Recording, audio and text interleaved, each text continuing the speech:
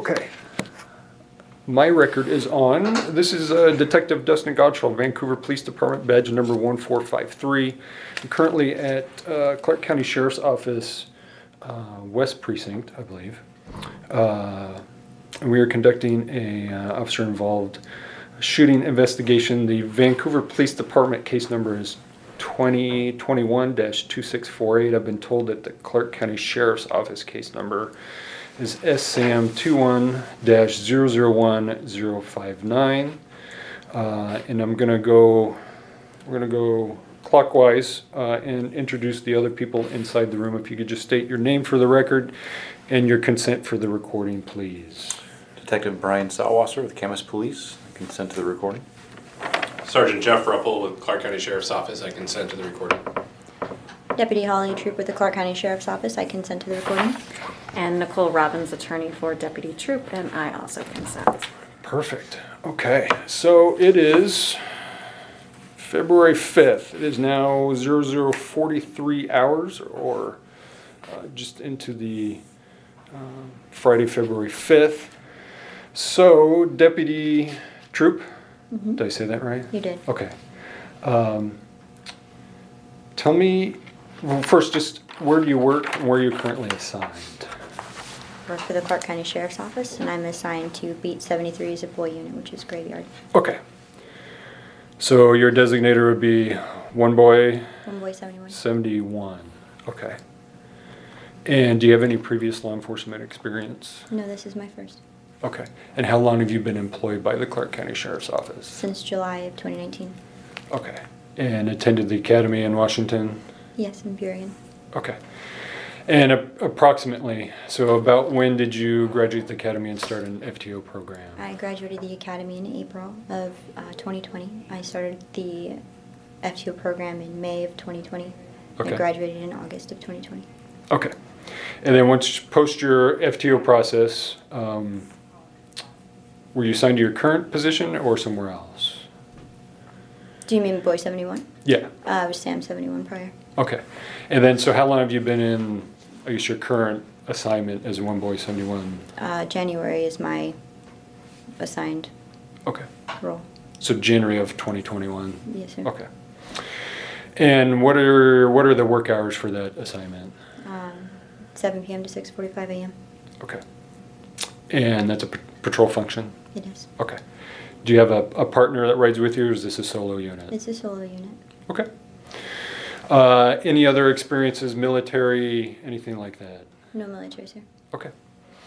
So, what I'd like you to do is take me back previous. So, we're into Friday, Thursday evening. It's my understanding, so you started at what time again? I'm sorry. My start time is 7. I started that day at like 6:20. Okay. So take me, if you recall, where you are, what you were doing right before you went to the call that we're about to talk about. I was on Hazel Avenue, right at about 81st Street. I got the call. It was actually speaking to my dad, and I just wanted to tell him, that I love him and I missed him, and talked about his day for a moment. And I got the call, and I said I have to go. And he asked me if I had partners with me, and I said yes. And then he said, call me after this call. I'd like to talk to you. This is my dad does. So I said, okay. And I said I loved him, and I got off the phone. And then I was already on my way on Northwest 78th Street, and I turned left on Anderson. And I was just listening to see if there were any updates on the call.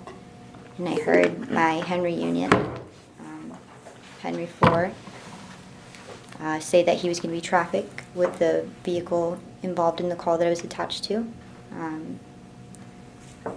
And so I knew the area that I was going to, we usually respond with multiple deputies for cover. And so I heard him go out with the vehicle that matched the description leaving the area. So I backed him up instead of going directly to the address location, because I knew that we would be split. So I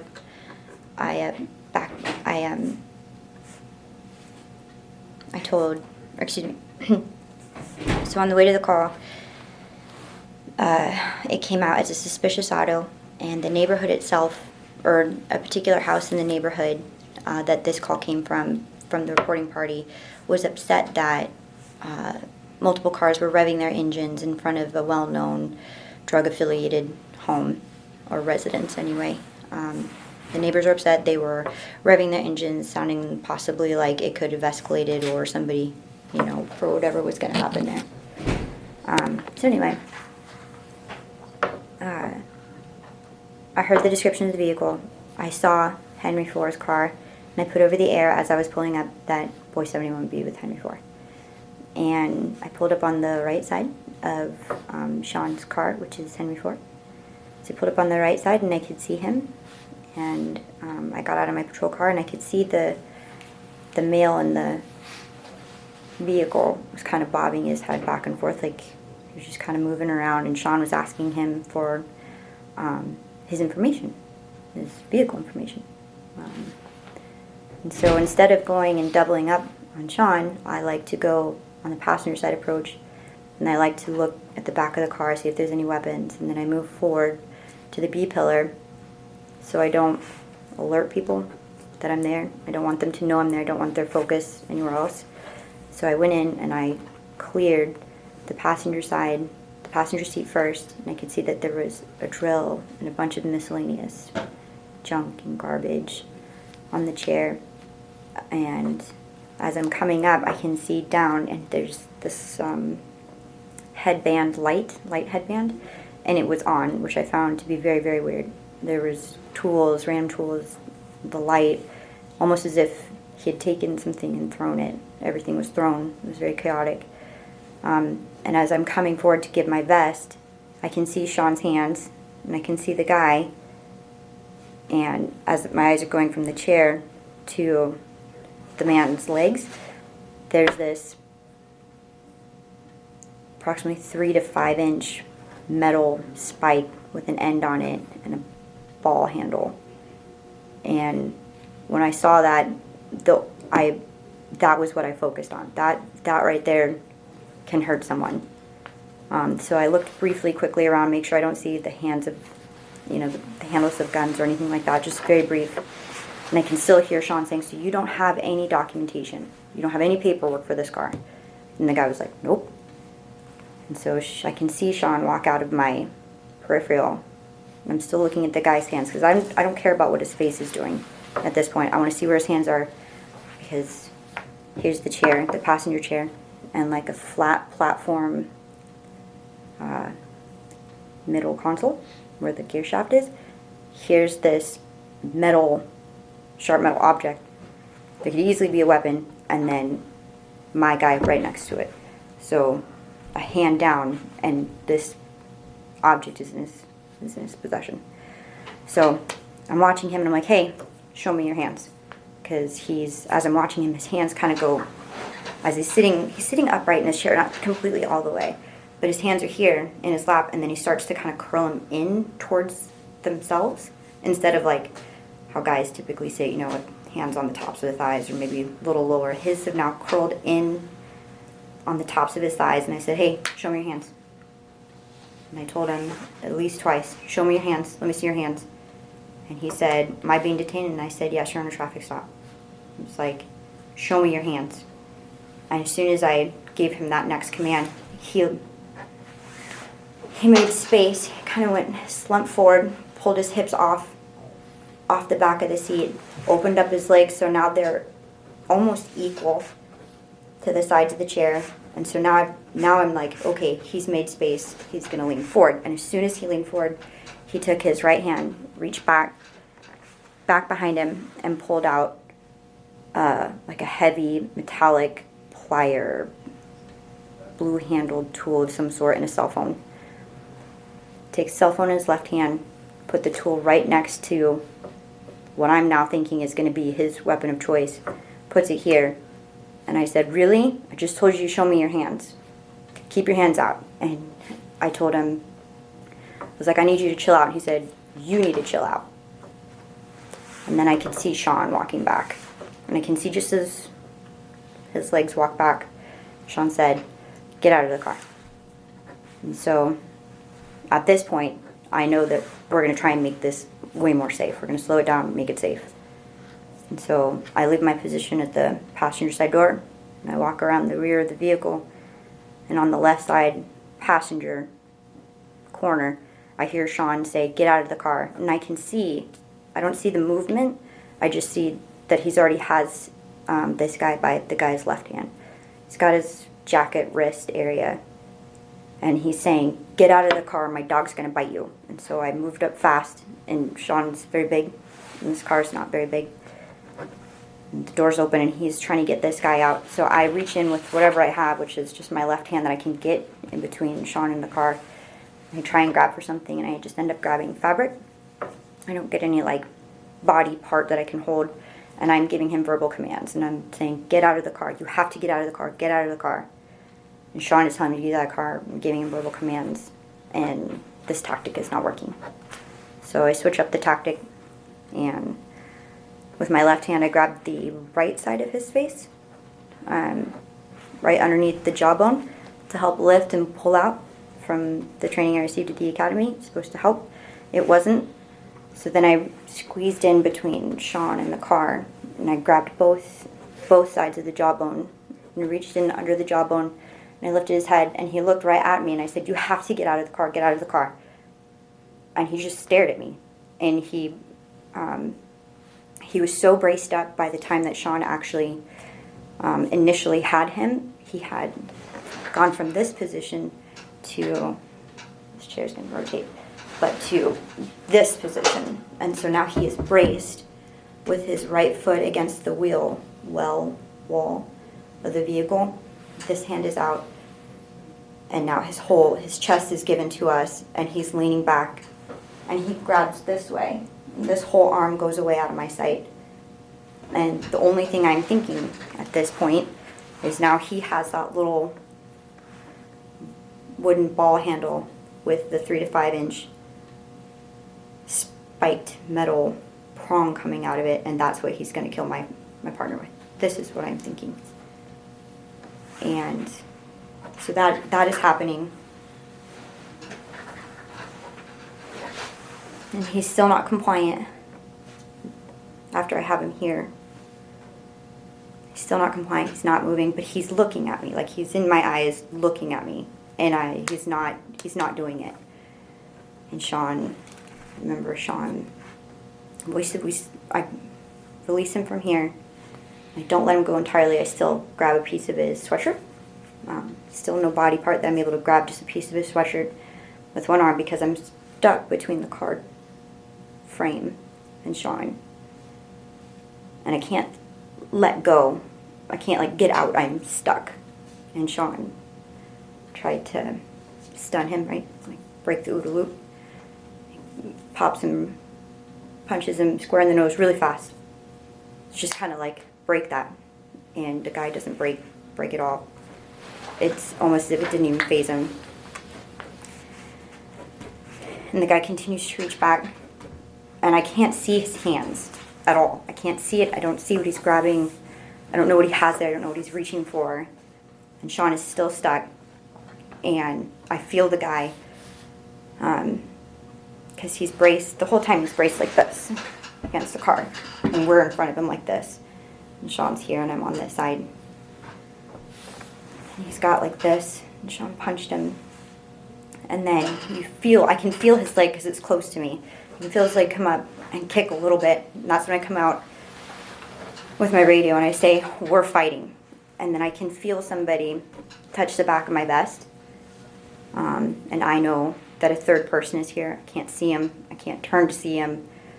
I'm like wedged in this little corner of this car. I can't turn to see him, but I can feel the force trying to get through me and Sean, or Sean in the door, and I can feel it, and I know somebody's there. And then I hear Sean say, "Get out of the car, you're going to get shot."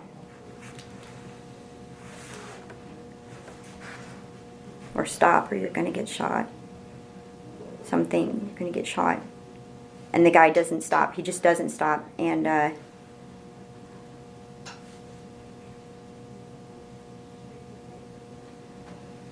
then there's so many verbal commands.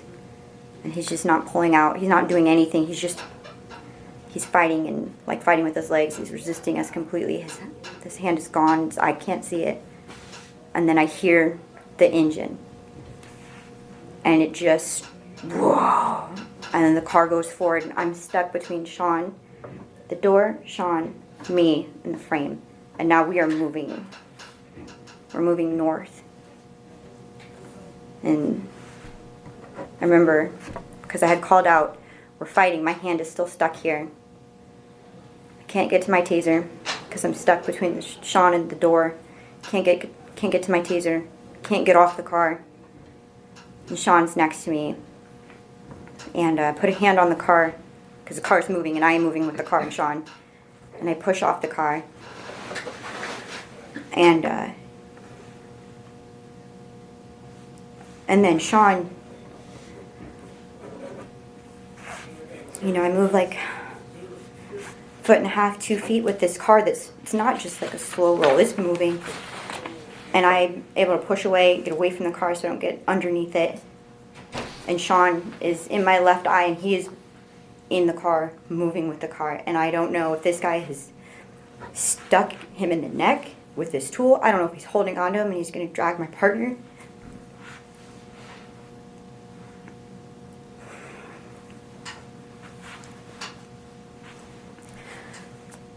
I'm sorry. So, when I saw Sean leaving, I thought that was the last time I was going to see my friend. And I know from the academy that they tell you traffic stops and DVs are the most dangerous thing we'll do, and I thought this is why they tell us that. And then I heard the 2 pops. I heard two gunshots. I could hear Sean take his gun out because the car was moving. I could hear him take the gun out. Saw the 2 pops. I saw the smoke, but I didn't see the guy like how I would always thought you would see this. I didn't see him move forward. He just kind of went to the side a little bit, and then the car moved from a straight line to a left line. And so I think, because they tell you, be careful. Be careful because when you go to render aid, that's when you can get hurt because people could be playing possum. Just like when you're chasing somebody through the alley, they're lying in wait. And that's what happened to me there. Now I'm thinking, okay, he's driving, he's got a shock, and now he has his gun, or he has his knife, or he has his blunt object, and this is where we're going to get hurt. So we start moving, we follow the car. Follow the car because it's moving this way, to the left, across a lawn. But it's not going like this, and it's not speeding up, it's not slowing down, it's just cruising in gear, and we follow it. Sean, Agar, and myself. My gun is already out. We get across the road, across the street, because it crosses a lawn, crosses another street, and then it crashes into this fence in a yard. And all I'm thinking, as I'm watching this fence, is it's like a 2-story ranch-style home. I'm like, whose home that this car is going to run into now? So, car crashes into the fence. The fence topples over, just barely standing up. The car can't go any further. And Rocky, I believe, came up behind me to my left, cleared the car very fast because we still had our guns drawn for the laying in wait aspect of it.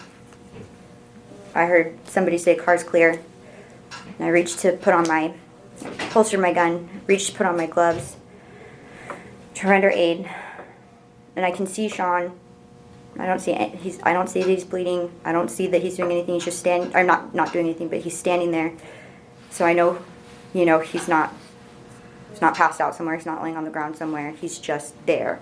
So I grabbed some gloves that he picked, or that he's putting on some gloves, and he dropped some of his. So I picked them up and put them on. And then I heard Agar say, "Okay, guys, let's render aid."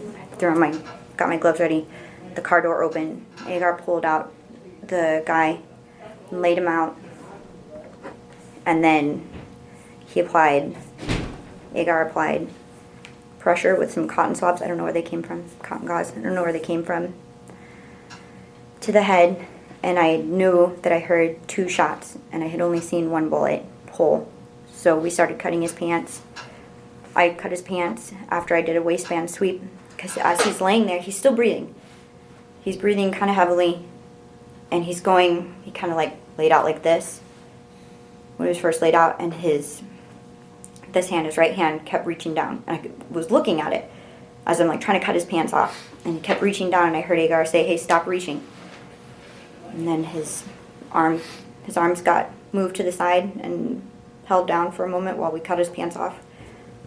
I didn't see any bullet holes on his legs. I saw nothing at all. Removed his pants, both layers. He had boxers on, they were bright. I saw he urinated himself. So I was confident that if blood would have seeped through, I could see it, so I lifted up the sides of his boxers on both sides, checked for bullet wounds, nothing. His shirt was cut off. He had 2 little blood drops on his abdomen, and we're taught in first aid to rake now instead of just swipe. So I raked his abdomen. I found no bullet holes. And I went from his left side to his right side, relieved Agar of his right side hand, and I could feel the guy's right side hand was balling and still trying to pull for it. I actually noticed his bicep was still trying to pull his arm. He gave quite a bit of resistance to just me holding down his arm. I don't know what he was reaching for. I don't know why he was reaching for it, because I already cut his clothes off. So he just continued to reach and continued to talk to him, say, "Stay with us, what's your name, what's your name?" Asked him his name 3-4 times. He wouldn't open his eyes, but he was breathing. He was breathing as if he were sleeping, and then every few breaths he would take one long deep breath, and then back to regular breathing. He didn't open his eyes, wouldn't answer any questions. And Sergeant Schmidt called my name and asked me to leave. And then I was escorted from there to almost exactly the way that I walked back to the car, and then I was transferred from Sergeant Schmidt to Sergeant Ruppel, and then here. Okay, you said a lot there. I'm sorry. So no, it's not a critique. So we're gonna go through that, unpack some things in there. Okay. Do you need a break? We can take a quick break if you want to. It's fine. Are you okay? Okay. So I do my best to try and do this chronologically with what you told me. I usually fail at it, so I apologize up front. You said that you were responding to a call. Yes. So tell me a little bit more about what you recall the call. It sounded like someone was complaining about cars revving or something to that effect. It was a suspicious auto call, if I remember correctly. And a neighbor had called in. He didn't want any contact. He was upset about the activity in the neighborhood, and now multiple cars were revving their engines like they were going to race, and this person was upset and they wanted us to check it out. Okay. It is a very small street. Okay. You had mentioned that this is operating procedure, or this was a multiple deputy response, or a area. I don't want to put words in your mouth. So can you kind of explain to me why cars revving in the street in a certain area would mean more than one deputy needs to go there? So throughout my whole training and experience here, at any point in time, we are responding to a call at that house, this particular house, or in front of this house, or in this area of this particular house. There's usually quite a lot of people there. They typically outnumber us. It is a known or exhibited to be known house where people do drugs. There's drug paraphernalia all over the property. It ends up in other people's property. The people that we do go out on calls there, because it is a high area. We could look at any sort of number of crimes, but typically, because a lot of the activity does happen at night and they do outnumber us, and it is a known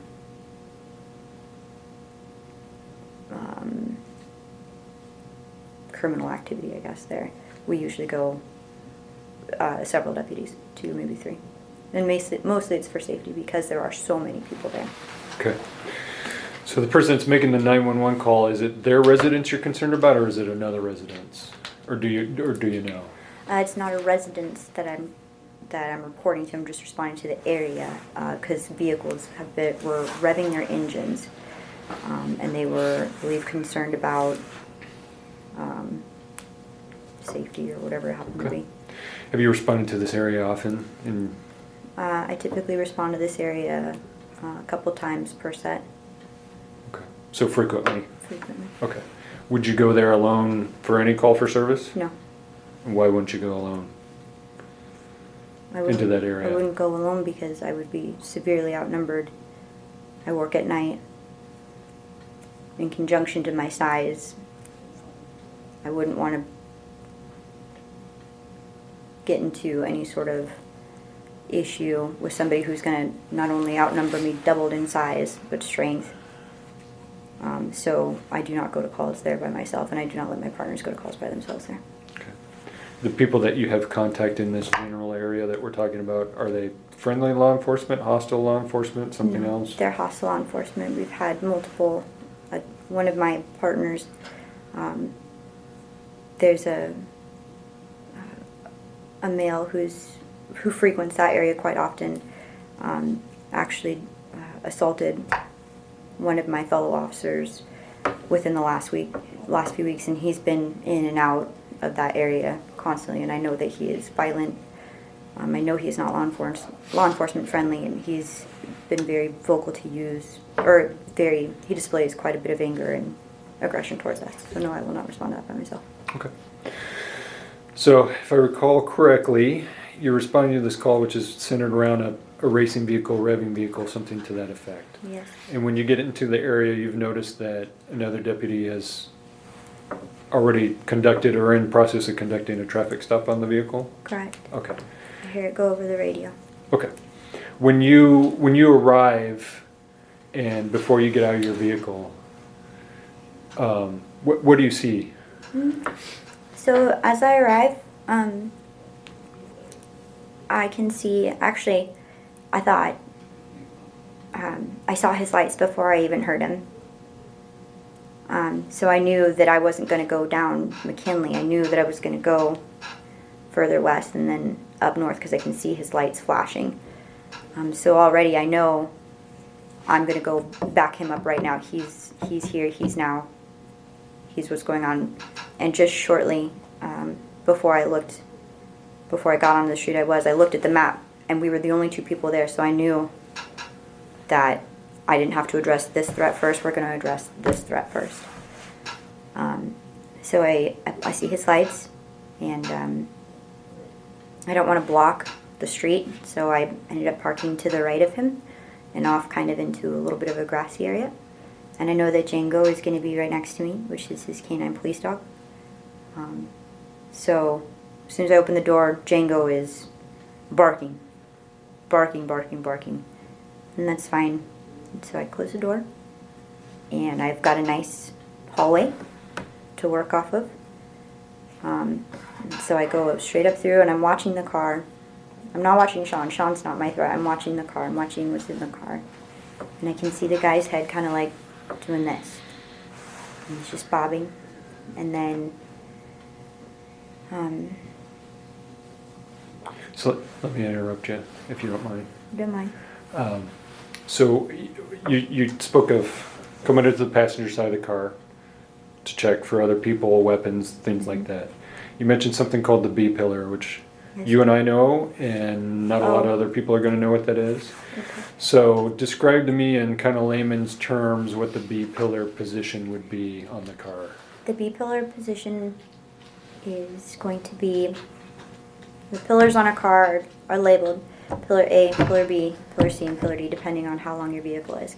The pillar is the actual structure of the vehicle itself, and they're known very well for taking many, many rounds without the structural integrity of that pillar depleting, causing you to have a round. So I will stand, and they're typically right at the front windows of the car, right at the front, right at the door opening on both the front and rear, and then the very back if you have a large SUV. So I stand at the B pillar on the passenger side. There's a very high percentage rate that is where I go first, even on my regular traffic stops, or even on my own traffic stops when I'm alone. Go to the B pillar, and I tuck myself right there, because I know if I have to start taking rounds, that's going to be a safe place that I can take rounds and then find cover.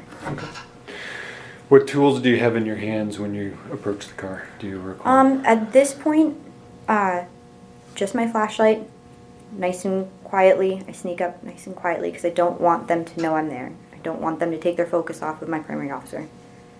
And you already spoke to this, but he's trying to figure out, from what I recall you saying, he's trying to figure out possession of the vehicle, ownership of the vehicle, something to do with the vehicle. Mm-hmm. Okay. And about how long do you think you're positioned doing your scan, looking for threats before Deputy Boyle goes back to his car? Like minutes or seconds or? A minute, if that. Okay. It wasn't very long. Did you have any communication with Deputy Boyle? No. Over the car? No. Okay. I was listening to him and watching that guy. I didn't want the person to know I was there. Okay. So your first alert to him going back to his car would be him just walking back to his car? I can see him in my peripheral. Okay. You maintain your position at the B pillar? Yes. Is the window up, down It on is that up. side? Okay. It's up. Both the front and the rear? Both the front and the rear. Okay. And as I recall in the kind of chronological order of this, you see something that you feel is a threat, you've articulated what that was, and you're giving this person commands Yes. to have him show you his hands. Yes. Was he compliant to that? Initially, so I said, he reached in and rolled his hands in like this, and I said, show me your hands. Okay. When you say like this, He, describe what you're doing. so instead of laying them flat like most males typically do when I do a traffic stop, I'm always looking at the hands. The hands is what will hurt me and will hurt my partners. Typically they're laid, relaxed, or they'll keep them up here. If I ever have to give a command, it's very quick. I say, hey, show me your hands. They say, I'm really sorry. Here they are. I said, show me your hands. Normally, sorry, It's okay. because you're doing hand gestures. I want to make I'm sure sorry. we encapsulate Yes. this. So, in your experience, when you tell someone to show me your hands, Yes. you motioned hands up, kind of around shoulder level, up, palms facing out. Yep, almost to chest level. Okay. What As did if they this were- What did this person do when you? This said, person did not do that. I said, he had curled his hands in, and he said, into his midsection? into his midsection, Okay. into like his belt line. And I was immediately, show me your hands. And that's when he, at this point, because he was sitting upright for the most part, in a relaxed position, at this point he scooted his hips forward, and he made space between the lower back and the chair. He spread his legs almost flush to the door, and the side of the console. So now my thought is there's a weapon in there that he doesn't want me to see, and he's made space to get a weapon out of the back of his pants.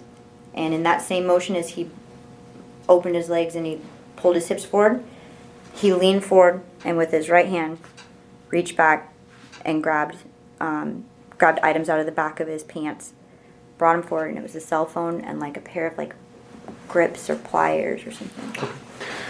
So when he makes this somewhat furtive movement back behind him, where you can't see, Yes. this is after you've given him commands to display his Multiple hands. commands. Okay. to Tell show me what his you're hands. feeling, what you're thinking when he's reaching back behind his back. I thought that as soon as he made the space, like the hairs on your back of your neck stand up, because there should be no reason that you go from a relaxed position to now creating a danger. Most people just sit there and they're still, and it was so unnerving to see him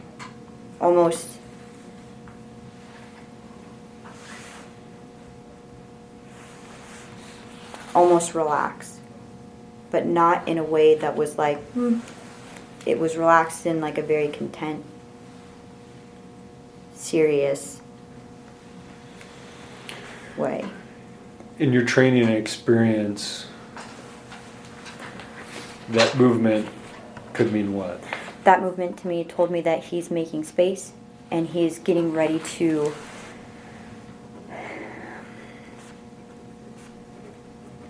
so in my experience, when somebody moves their hips towards you, they're getting ready to run at you or they're getting ready to fight you. If they move their hips away, they're getting ready to run away from you. This told me he made space to make it easier to grab. At no point in time did I think that he wasn't getting ready to hurt me in some way. Okay. That he was or he wasn't? Do you feel like he was I making felt like plans? he was making plans. Okay. That was him creating space to relieve whatever pressure could have been holding a weapon between him and a car seat. I felt he was making every opportunity he could to, one, distract me with not listening, so getting that emotion up. And two, to prepare himself for getting to something quick. Okay. And you mentioned that you'd seen a weapon you've already described. Yes. What you described as a weapon. Yes. Did that make you think that there possibly could be more objects or items inside the car that you couldn't see? 100%. I felt there was so much clutter. Like I said in the beginning, this car just looked like you took something and threw a bunch of stuff in it. So I can't see under things. I can't see like under junk. I can see that weapon super close to him and a very content feeling from him, as if he didn't care. Okay. When he made this movement, did you transfer any of your hands to any of your tools? Do you recall? When he was doing this, I took a step back, but it was just a step back to create that space, because you learn to create space, right? Create the space, to create the time. Took a step back so I had movement, kept my light on him, and when he had reached back to pull this out, he put this plier thing down to the weapon, this metal pointed object. I thought, why do you keep getting close to this thing? Why are you keep getting close to this thing? And he kept his phone in this hand. He kind of like, he didn't want me to see his hand here. He kind of was moving this hand. And I thought, this man is distracting me from this weapon. Why? And then I said, really? I just told you to show me your hands. You really did that? And he was like, you need to chill out. I said, I was like, you need to chill out, man. He said, you need to chill out. That's when he asked me about the traffic stop. And that's when I saw Sean walk. I could see his legs through the window. Okay. Did you place your hand on your sidearm, defeat any retention devices on your sidearm at that time that you I recall? didn't feel I was at that time yet. I could still, his hands were, he had relieved this weapon here and brought his hand somewhere in this area and had his, he had his phone. He had his phone in his left hand and he put his other hand on his phone. Okay. So your interaction alone prior to Deputy Boyle coming back, would you classify this person as being compliant or non-compliant? Non-compliant. At all? Non-compliant in regards to the fact that after I gave him those commands, the first thing he did, instead of show me his hands and keep his, just show me his hands, is he's constantly reaching for these hard objects, these objects that he's could use to hurt me, hurt my partner, hurt himself. He's not just, here they are. Did you find him argumentative? It sounded like you had a very short interaction. Very short interaction. Yeah, I found him to be argumentative only because I said, show me your hands, and he didn't. And he pulled out that tool that could be used as a weapon. And I said, really? It's like, I just told you to show me your hands. And then instead of saying, hey, I'm sorry, or here are my hands, he said, questioned me, he said, am I being detained? I said, yes, you're detained, you're on traffic stop. Okay. So you noticed Deputy Boyle's coming back from his car. Yes. He's walking up the driver's side of the vehicle. Yes. And does he communicate anything directly to you, or is he communicating just to the person? Just to the person. And He doesn't, I'm sorry, go ahead. No, you're good.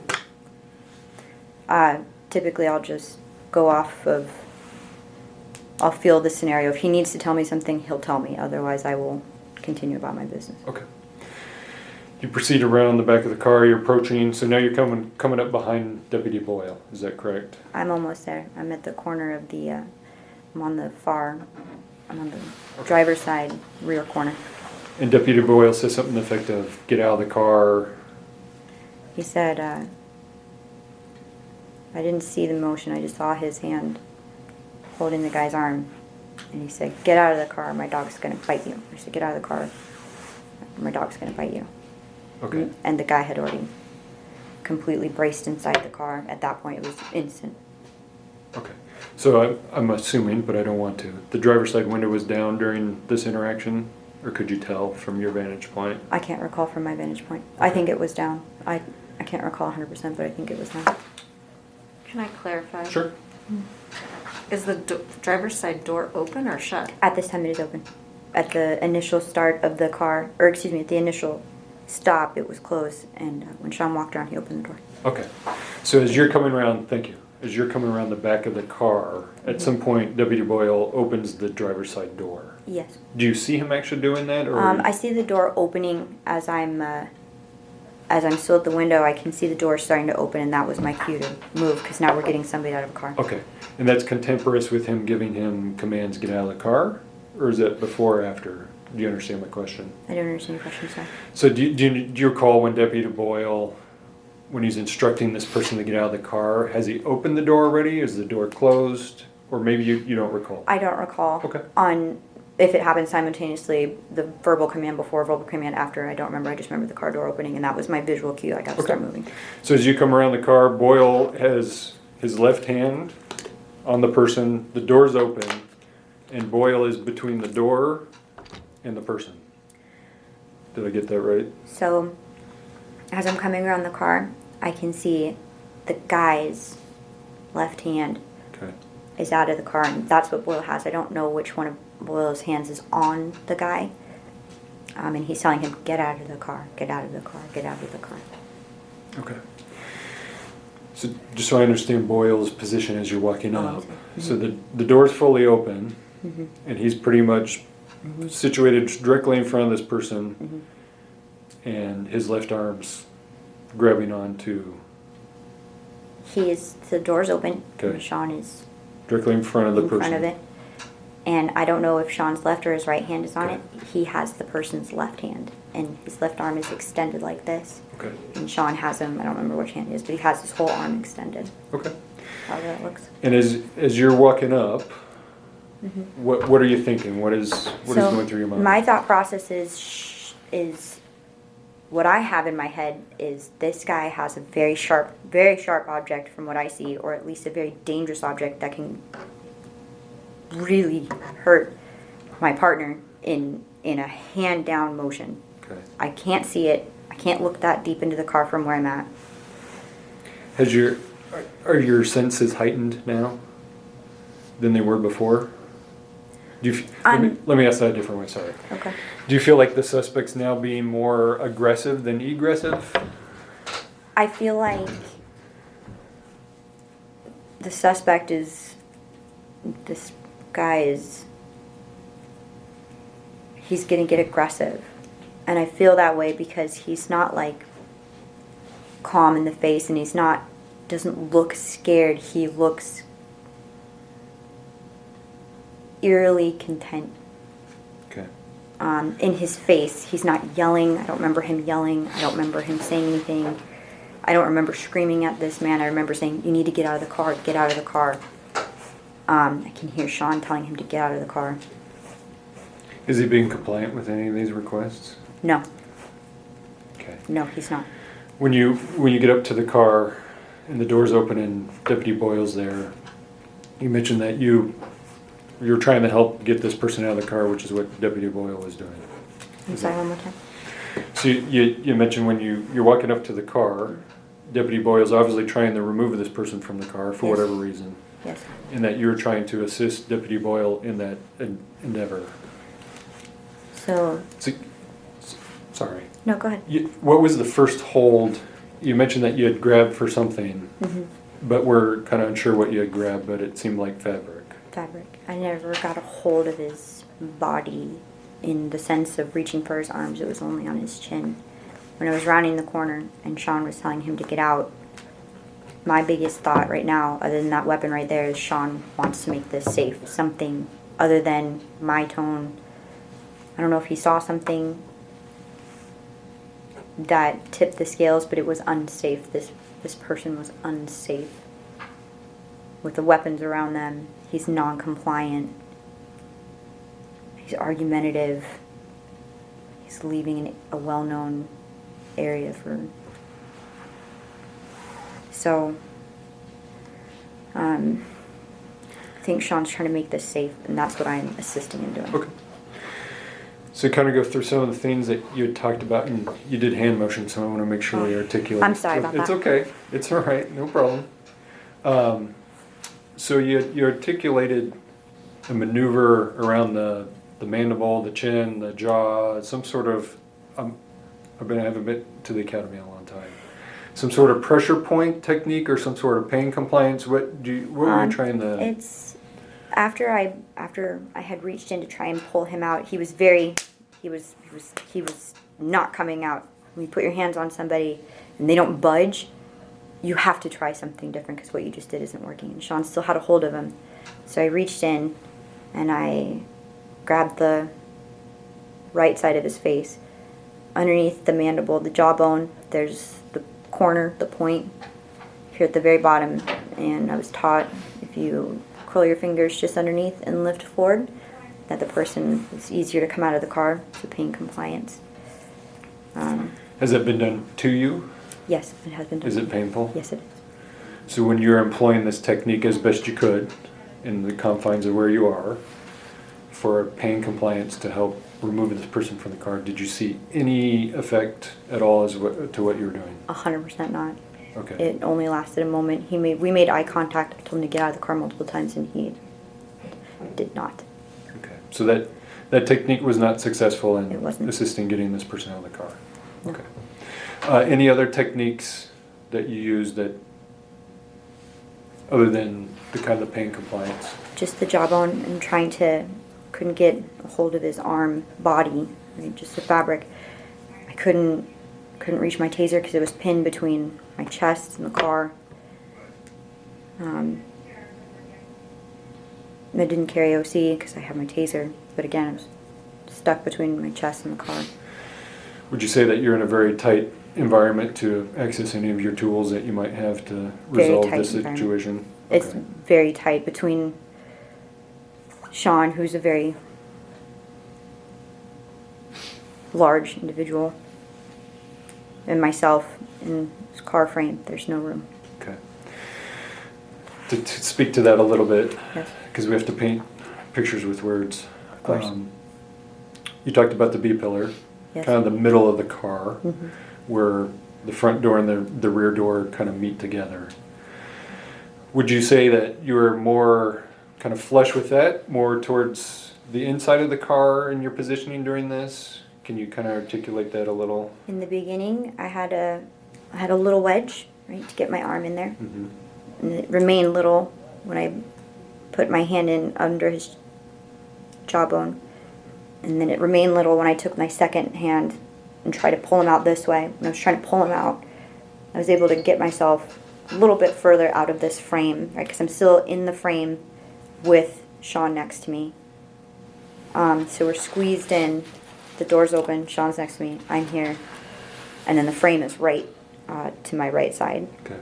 I'm able to take both hands, pull them out just a little bit so I could dislodge myself minimally. Once I felt it didn't work, I removed my right hand out of the scenario, grabbed the fabric of his sweatshirt or his sweater, and continued to try and pull him. And that's when I realized, okay, I'm really stuck now. I'm stuck with this guy between Sean and between the metal. I can feel the metal, and the pillar's like sitting here in the middle of my vest, and I've got half my vest where my taser is up against the car door. Okay. You had mentioned, and again, we'll paint the picture. His movements changed Yes, once people started putting hands on him. yes, You motioned in your chair that he was kind of pushing against the wheel well, or where the pedals are. yes. In an attempt to get out of the car, or No. to defeat you from getting. Defeat us from getting out of the car, 100%. There was no question whether or not he wanted to come out of that car. Okay. You also mentioned a few times, and I'm just going to kind of rephrase what you said, but you had mentioned that his right arm would occasionally go across the console or to areas where. Back and down. So not back behind the seat, but because he's now facing us, so back behind him would be the passenger seat from my bench. Because now his whole chest is moved, his shoulders are moved, his hips have rotated towards us, but locking his foot into that wheel well. And his left leg initially was just hanging there for a moment. Just, he had nothing to brace on, it's just an open door. Okay. Did that cause you concern? Very much so. Why did that cause you concern? Because I knew that that metal object with the round ball on top and the spiky end could do a whole lot of damage really quick. Could there possibly be other weapons or implements inside the car that you weren't aware of that he might be reaching for? There could possibly be. There was a lot of stuff in the car, a lot of stuff to see underneath. Did it appear to you that he was actively trying to reach for something? Yes. When he You- reached that arm back, it appeared to me that he was grabbing. My only thought was he's grabbing that thing and he's going to stab Sean in the neck. Okay. That was my only thought. And that thing that you described, and I think you did a good job in describing it, something that could readily injure or kill somebody? Absolutely. Okay. Did it appear sharpened to you? It appeared sharp, yes, but you mean if it's like hot off the press? No, it wasn't shiny or anything like So, that. not like a homemade knife or there's a word for it, it's escaping me, but an implement that could cause blunt trauma, but also maybe penetrative trauma. Am I understanding that Yes, correctly? Okay. this thing could easily be used to penetrate, to cut, to slice, to stab, to club. Okay. This was definitely a weapon I would not appreciate. Sure. I totally Sorry. understand that. No, I get it. So it sounds like the next sequence of events is engines revving and Yes. things start kind of getting more dynamic. Yes, Okay. You hear the engine rev? Yes. Is that the first thing that indicates to you that something else is now happening? this is actually, so other than, so the engine revs and Let's pause for a second. Mhm. So remind me when we come back in. We'll start with the engine revving part. Mhm. Let's take a little break. Okay. Make sure we're covering everything we need to cover so I can consult with my other detective. We've been going at this for a little bit of time. So Okay. it's probably good for a break. Okay, thank you. So I'm just gonna pause mine. It's 01:34 hours. We'll continue here shortly. So my recording is back on. It is still Friday, February 5th. I have 1:39 in the morning, continuing the recorded interview with Deputy Troupe. Hopefully I said that right? Okay. So when we took a break, we were talking about kind of the next sequence of events, which was engine noise. Yes, Okay. And you already articulated, you heard the engine noise and that in your mind changed what was occurring. So yes. tell me a little bit more about what you were thinking. You're trying to pull someone out of the car. They're not cooperative. They're actually being somewhat aggressive in their movements, furtive movements. When you hear the engine revving, what does that make you think is going to happen next?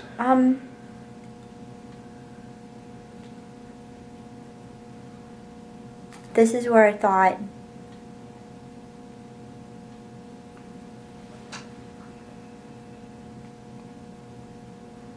so you hear the engine, right? You don't hear it before, you hear it now, and you think, holy crap, you just started the car. I'm in the car, or, portion of my body's in the car. Sean's in the car, portion of his body's in the car. I can't see Agar. I know he's there. I know he's there. I felt him. I cannot see him. I don't know if he's in front of the car. I don't know if he's on the opposite side of that door. I know that I'm here.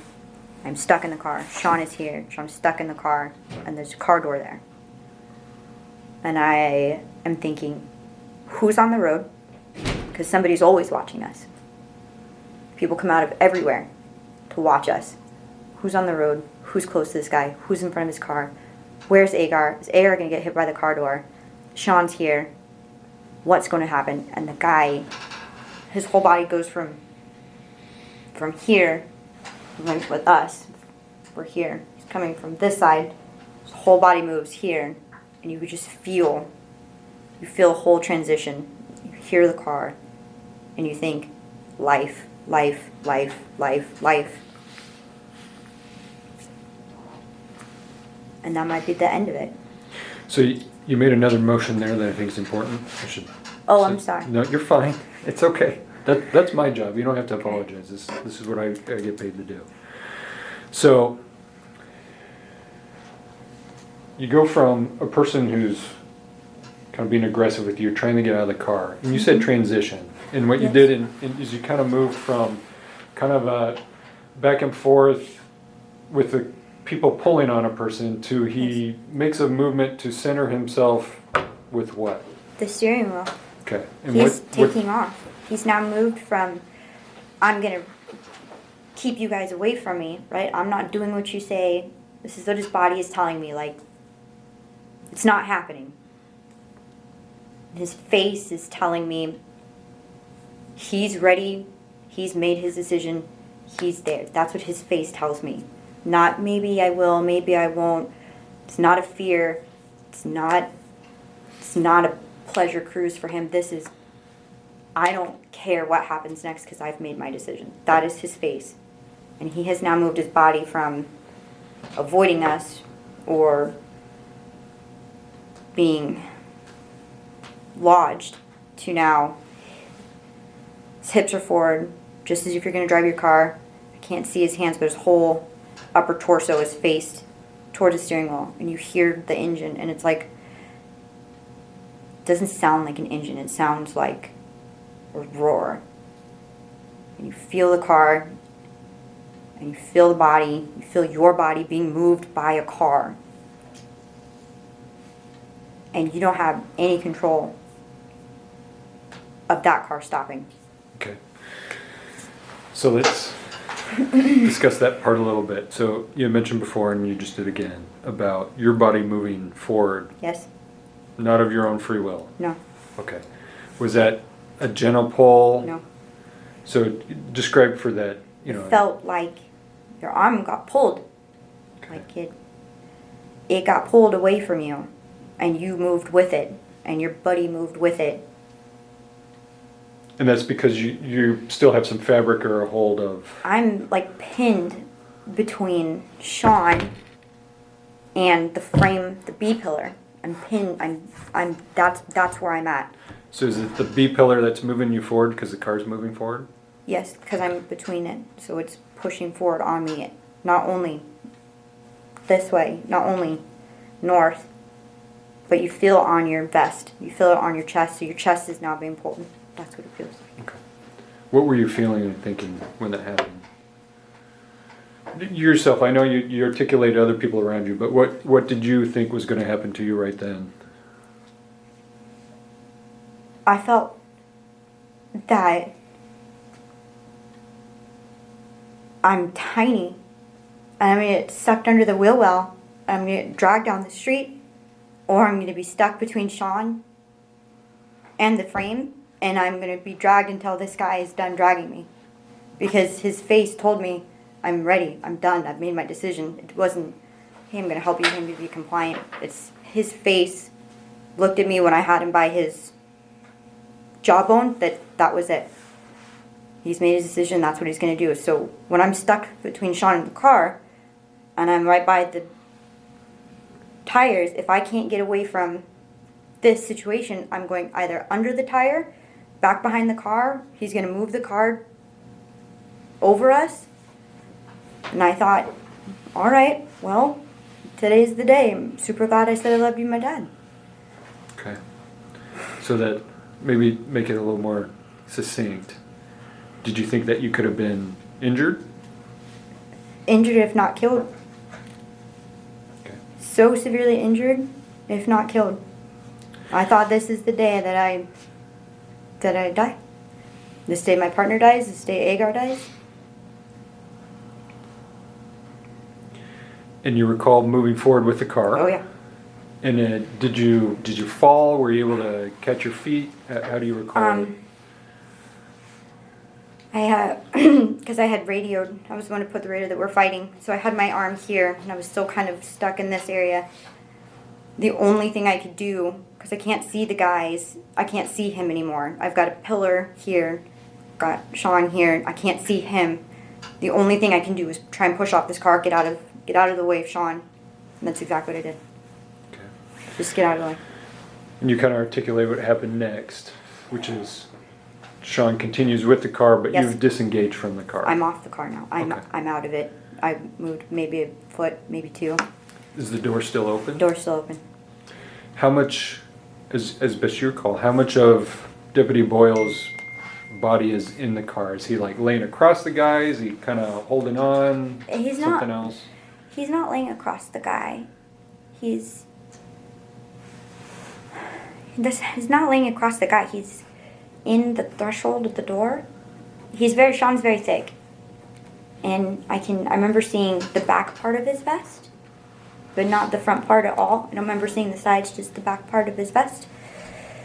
I can see Sean's legs and his butt. I can't see Sean's head. I can't see Sean's hands.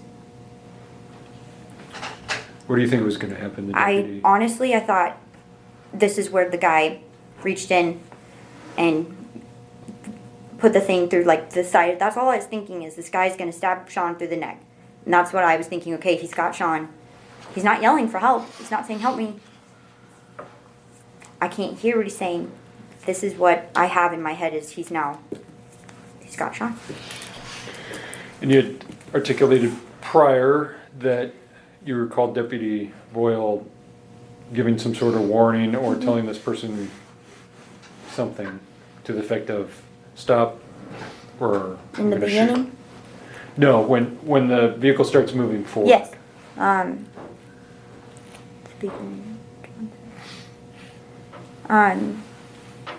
Say, get out of the car. I'm gonna shoot you.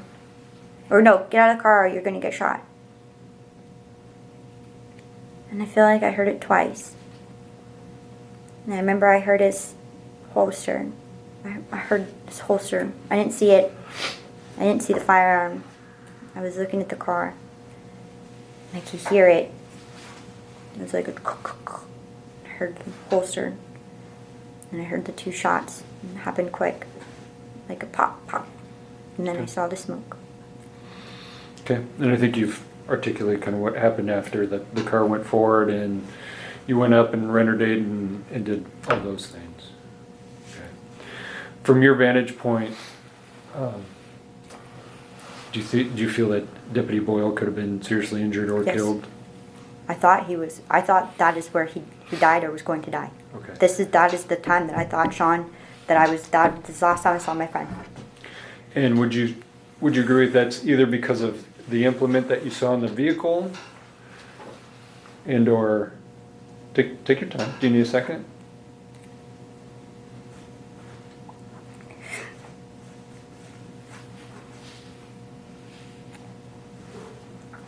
I'm sorry. It's okay. Tell me what you're feeling right now.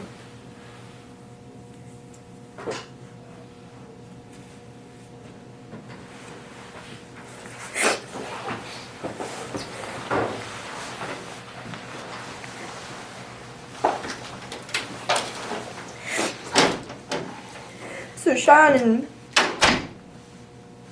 and Greg have been like my mentors, and they were on my first squad. And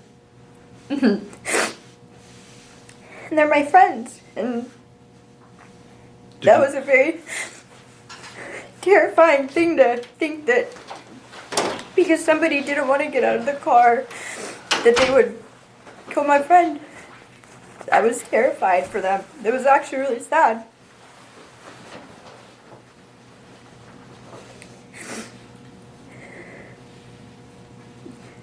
Everybody says, that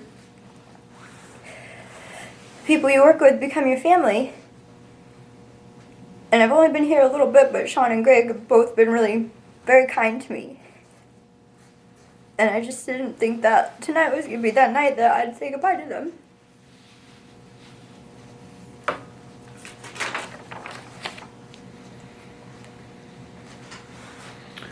Just a few more.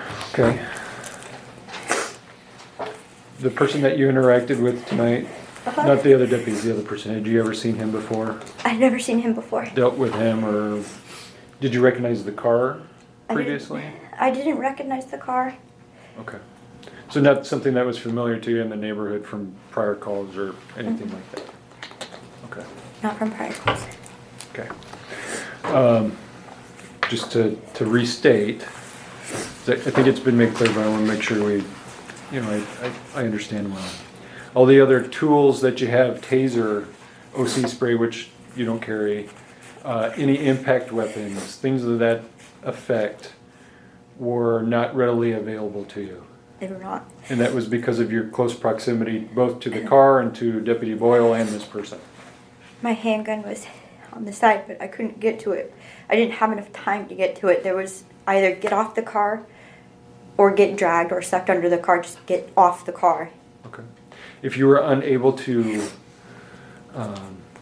distance yourself or get away from the car, would that have made that a lethal event for you? Would you discharge your firearm?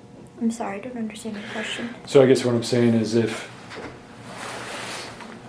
you weren't able to kind of get away from the car, you know, If either I by wasn't pushing- able to get away from Right. the car, if at all and I was being dragged and that was the only thing I had, I would have had to shoot him.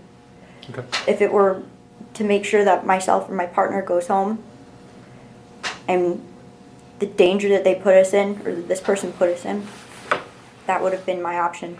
But there was no way I could have reached for it in that time.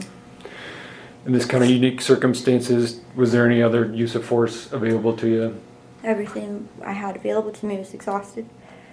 I had multiple partners. I tried hands-on, tried verbal commands. The taser was stuck between the car and my vest. I had nothing else that I had. Okay. Anything? I think you covered it all. Okay. No. Yeah. So, No. Okay.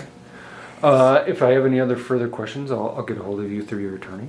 Okay. But I appreciate your time. We'll go ahead and go off the record. It is still Friday, February 5th, 01:53 hours.